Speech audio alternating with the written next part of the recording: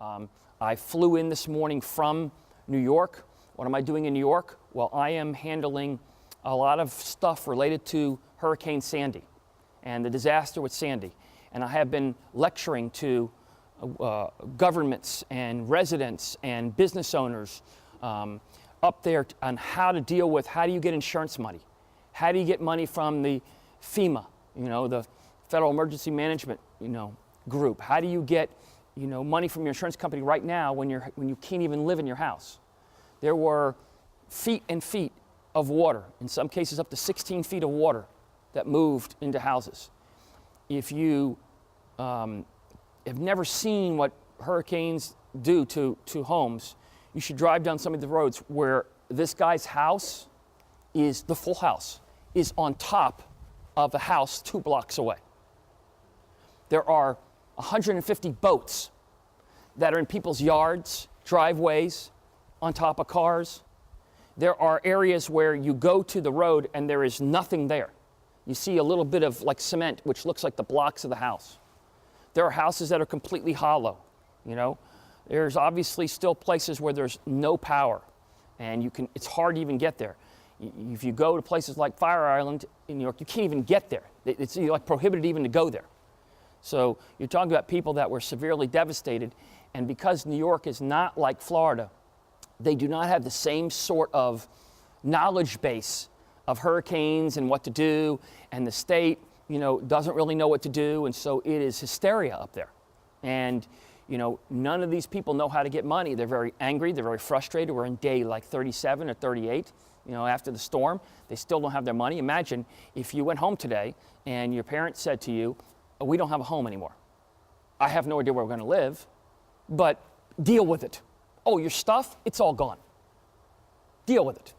I mean, you just can't even fathom not having a home and then either having to live in a Winnebago or having to live in a trailer or having to live in an apartment where you can't even live with your parents because there's not enough room. So they're living in a different city than you are, and you just imagine the kinds of dynamics that go on when you have that situation.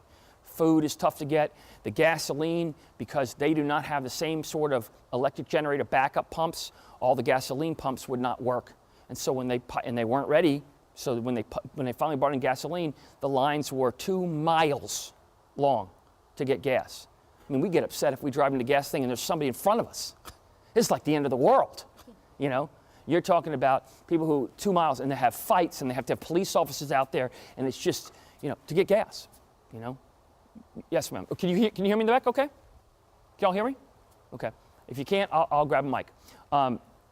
So what I'm doing is I have, over the past, several weeks, I have been going from town to town as one of the foremost authorities in the country or world or whatever you want to name it in disaster recovery relief. Nobody else is doing this, just me.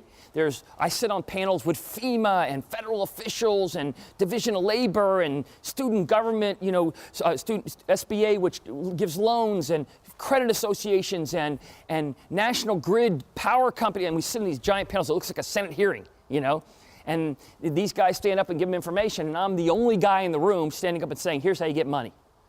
Here's the tricks to what you should do and not do. And I do it to audiences. To give you an example, the first one I did was to 1,200 people, okay? Not 6. You talk about standing up in your class and being a little concerned about what people hear. Imagine doing it to 1,200 people who don't know you, who are extremely angry, who feel like they got screwed by the government, that their insurance companies aren't paying them. They're yelling at the legislators who are sitting up there with you. At one meeting, the guy had the mic, the legislator, he started talking about, we want to thank, government for doing this stuff. And they said, sit down. And he kept talking, and they got up and started cussing at the guy. They said, if you don't sit down, we're all leaving. And he had to give up the mic. It was unbelievable. It's like, give the mic to the guy who can tell us how to get money.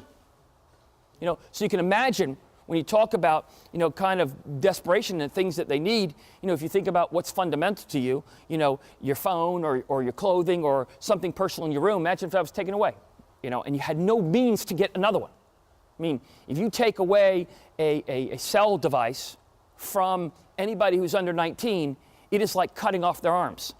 It is like physically impossible to function without being interconnected either umbilically or through some hand gesture. I went to a Denny's the other day, and I sat next to 4 17-year-old seniors.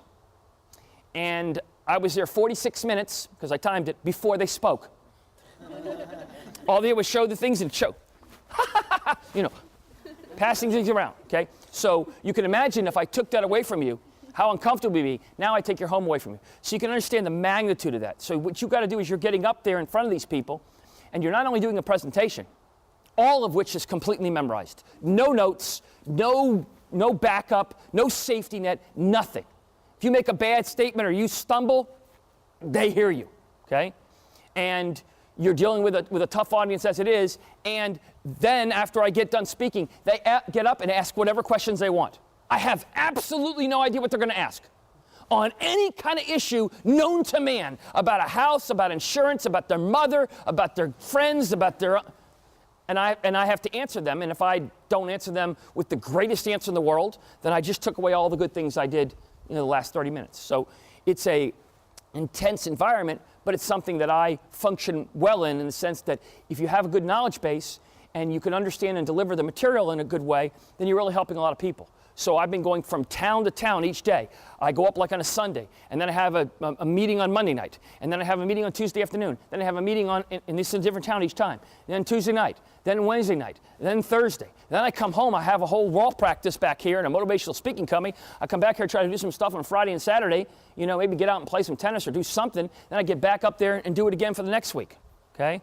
And you know, it's a big deal, and it's starting to be covered by the press and the papers and the news and stuff like that. So you really have a situation where you have a lot of really, really intense environments. But I'm going to probably be handling thousands, if not 10,000 lawsuits involving different things. You have sewage pipes that broke, and the sewage carried with the water into everybody's homes.